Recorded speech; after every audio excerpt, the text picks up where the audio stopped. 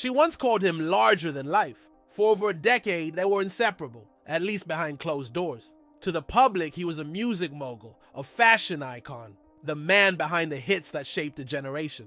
But to her, he was just Sean, and what she experienced in those 11 years would never make it into a music video. Now, for the first time, the silence is broken. Inside a packed courtroom with cameras waiting outside and the world watching. In disbelief, Cassie Ventura sat on the witness stand. Not as a pop star, not as someone's girlfriend, but as a woman finally telling her truth. And the truth? It shook everything, because what unfolded wasn't just a breakup story. It was a descent into a world of manipulation, obsession, and dark rituals hidden under the glow of Hollywood lights. Messages, recordings, addictions, and power games, all laid bare in testimony after testimony. Each word peeled back the polished image of a man millions admired and revealed something far more disturbing. This isn't a story about music. It's about control, silence, and the price of surviving someone else's empire. Before the courtroom, before the accusations, before the headlines, there was love. At least that's what Cassie believed. For 11 years, she was by his side. Not as a public partner, not as a tabloid girlfriend, but in private, in the shadows, as someone who thought she knew the real Sean Combs, the man behind the persona. She didn't call him Puff Daddy, Diddy, or Love. She called him Sean, and that simple detail said everything. To her, he wasn't just a superstar, he was someone she trusted, even when everything around her said she shouldn't. Their relationship was invisible to the world. No Instagram posts, no red carpet kisses, just a quiet connection that moved. Between hotels, text messages, and whispered promises. And yet it was intense, emotional, sometimes intoxicating. Old emails from as early as 2009 paint a picture of a young woman deeply in love. "I love you," she wrote. "I'll fly anywhere for you." Other messages show her craving his attention, asking for time, longing to feel special. She even told him he made her a better woman. But even in those early years, there were cracks. Cassie admitted the relationship wasn't public. That secrecy, she said, made her question everything. And when he cheated, and he did, it hurt. Not just because of betrayal, but because she believed he loved her back. They talked about having children. She told him she couldn't wait for the day they'd start a family, and yet he already had 6. She knew it. Still, she stayed. For outsiders, it might have looked like a toxic love triangle, but from the inside, it felt like survival, a twisted kind of devotion where love and control were tangled so tightly, it was hard to tell where one ended and the other began. And that was just the beginning. The court called them freak-offs. But they were far more than just wild nights. According to Cassie, these weren't spontaneous moments of intimacy. They were planned, scheduled, and scripted, often involving costumes, rules, pills, and sometimes people she didn't even know. They weren't about love. They were about control. It started subtly, a message here, a playful suggestion there, but soon it became routine. Sean would text her about ovulation dates, coordinate hotel rooms, ask if she had accessories, or suggest stopping by a sex store for supplies. He made clear what he expected, and she was expected to comply. Sometimes there were wigs, masks. Sometimes there were others watching or joining. Cassie described how she would get explicit messages telling her what to wear, where to go, what to bring. In one exchange, she wrote, "The game starts at 10 p.m., no breaking character, until 8 a.m. That wasn't intimacy, that was performance. And the most disturbing part? It was often recorded. She testified that Sean took videos during these encounters. Some she deleted, others she didn't even remember clearly. The drugs blurred everything.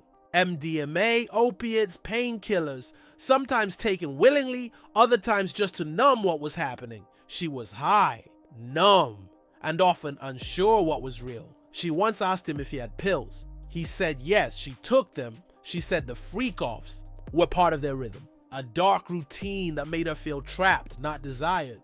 And when she tried to express discomfort, the emotional manipulation kicked in. Sean called her queen in text, sent sweet messages before the night began. But after, he'd pull away, become cold, or worse, angry. Sometimes his assistants were allegedly involved in arranging these sessions, coordinating times, covering logistics, turning what should have been private into something organized and transactional. To the outside world, Cassie was the lucky one, living the dream beside a music mogul. But inside the hotel rooms behind locked doors, she felt like a puppet in someone else's twisted fantasy. And she wasn't sure who else was watching. Behind the glitz, behind the carefully managed image, there was chaos and a deep daily dependence that neither of them could escape.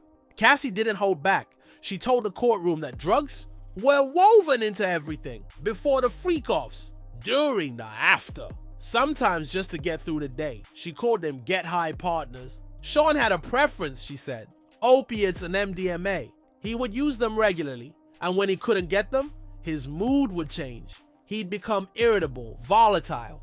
The man who moments earlier was sweet and attentive would switch. Fast, Cassie admitted she also used drugs to cope, to numb the confusion, the pain, the control. But it wasn't just partying, it turned into addiction. She described moments where she'd wake up with an IV in her arm. She lost her sense of taste and smell. Her body was shutting down, but she didn't stop. Neither of them did. She tried rehab or something close to it, a spa called the Golden Door. But it wasn't real help. It was a band-aid on something much deeper. She didn't know how to leave. And when she did try to pull back, there was always something pulling her back in. At one point, she even took drugs that belonged to Sean without telling him. His reaction? Explosive. Furious that she touched what was his. It wasn't just about the substances. It was about the power. Who controlled what? Who needed who? And who could break the other down first? She told the court about moments where her world became a blur. Emotional crashes. Dissociation. Times she couldn't remember how things started or where they ended. The drugs blurred her reality, but the pain was still sharp underneath. This wasn't love. It was survival day by day, and both of them were drowning together. But when Cassie started to break down, Sean made sure everyone else looked away. If the drugs numbed her reality, the violence made it impossible to ignore. Cassie told the court about the physical abuse. Not in whispers, but with the kind of steady, exhausted truth that comes from someone who's lived it for too long. She said Sean kicked her in the back, threw her off a boat, squeezed her leg until it left marks. Not once, but throughout their relationship. She described how her privacy was constantly invaded. He'd go through her phone. He wanted to know where she was, who she talked to, what she was thinking. If she didn't answer fast enough, the calls would come, one after another, obsessive, controlling. And when he suspected she was cheating, that's when it got dangerous. After she had a short relationship with Kid Cudi during a break from Sean, it never left the conversation. He brought it up again and again, used it like a weapon. Anytime he cheated, he reminded her, well, you did it first. Even when she was filming overseas in South Africa, he watched online on social media. And when she saw a photo of him with another woman, Gina, the jealousy went both ways. He thought she was with Michael B. Jordan. She said she wasn't. It didn't matter. The accusations flew. So did the fear. One incident left a gash on her eyebrow. She had fallen asleep without answering his calls. She suspected her drink had been spiked earlier that night, but when she woke up, she was bruised. And he didn't remember a thing, or at least claimed not to. Cassie's parents eventually found out. So did her longtime friend, Carrie Morgan. A friendship that would later fall apart over the chaos surrounding Sean. She even testified that Sean once hit Carrie with a wooden hanger during an argument. Cassie said she stayed, even after the abuse, even after being afraid. Because when you've been controlled for that long, you don't always recognize the cage. And even if you do, it's not always easy to find the door. Love wasn't the only thing Cassie was competing for. There were other women, and they were everywhere. Inside the courtroom, she admitted what many had suspected. She was never really the only one. And even when she tried to believe she was the main partner, there were constant reminders that someone else was always in the picture. She spoke about Gina, about Carrie Morgan, about watching Sean on vacation with other women. Not just privately, but on social media, in public posts that the whole world could see. The betrayal was always loud and visible. And yet she stayed quiet, always in the background, always waiting. One message revealed just how far she was willing to bend. I don't want to be a side piece, but I'll treat you like a king. That wasn't confidence. That was heartbreak in disguise. She testified that jealousy was constant, not just hers, his too. When she connected with Kid Cudi, Sean spiraled. When he thought she was with Michael B. Jordan, it triggered another storm.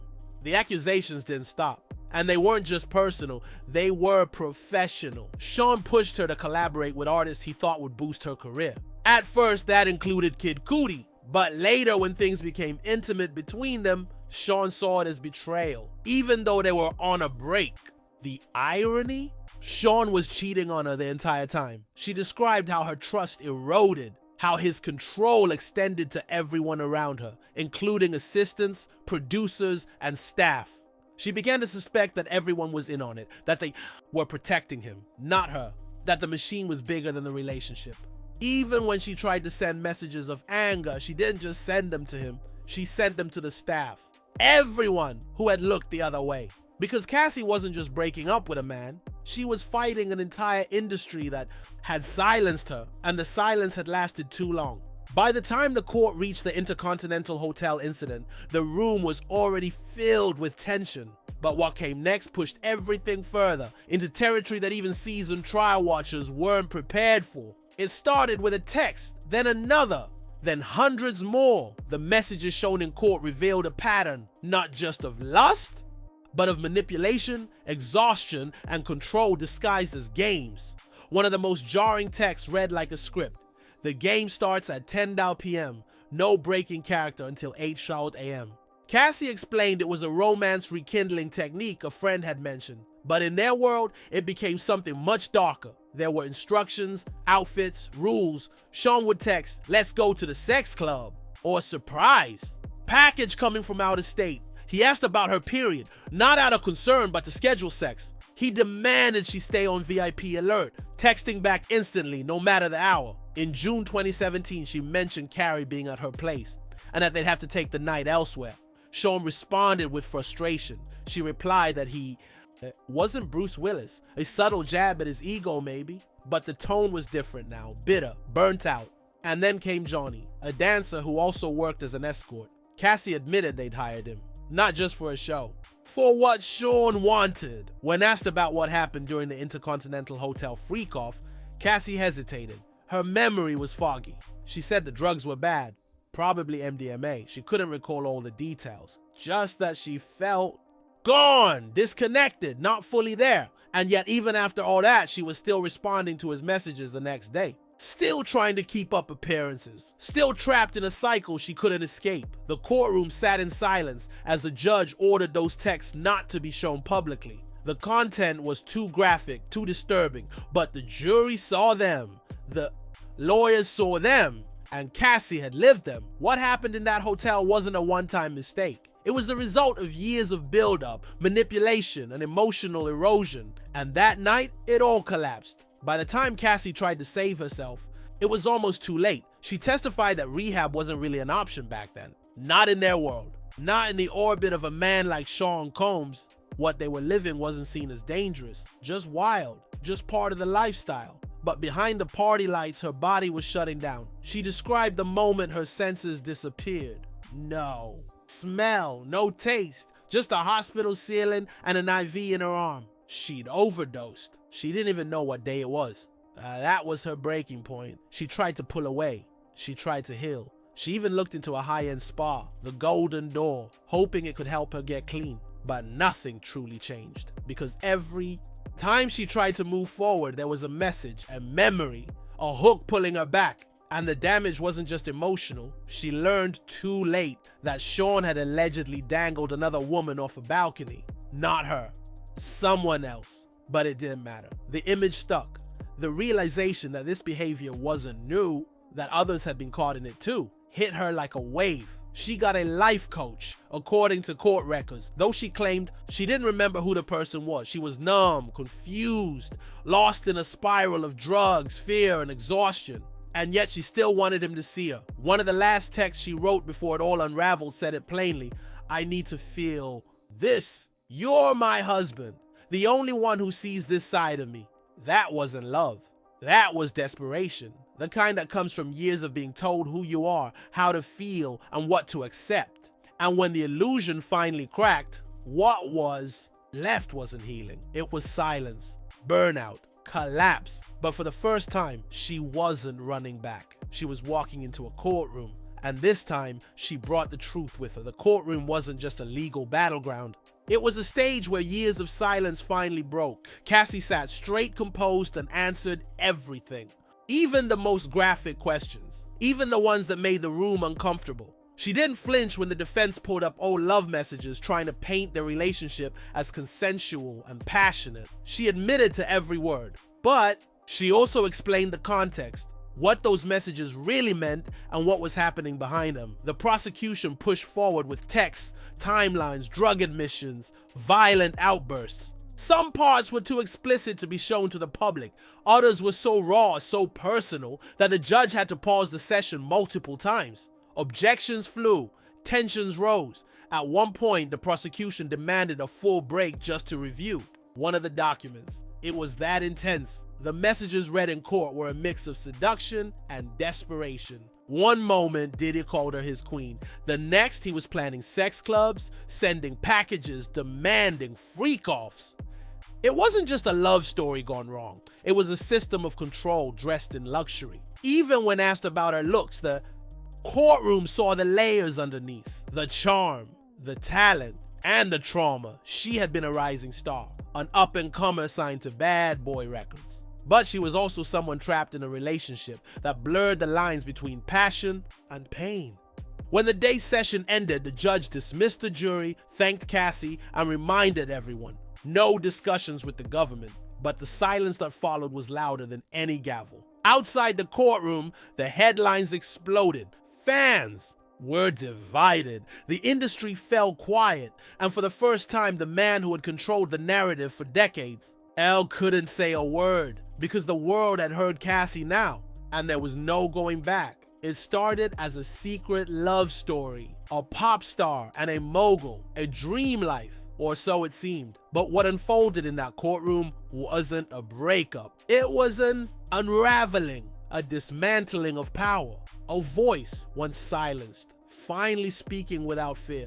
Cassie Ventura didn't just accuse, she remembered. She explained, she exposed. And the man once seen as untouchable sat at the defense table, watching as the mask cracked. This trial wasn't about revenge. It wasn't even about money. It was about freedom from manipulation, from abuse, from years of trauma disguised as romance. And for the first time, the world was forced to confront the price of staying silent for too long. What happens next? Legally, culturally, publicly, remains to be seen. But one thing is certain. Music's most powerful man just faced something he never expected. Accountability.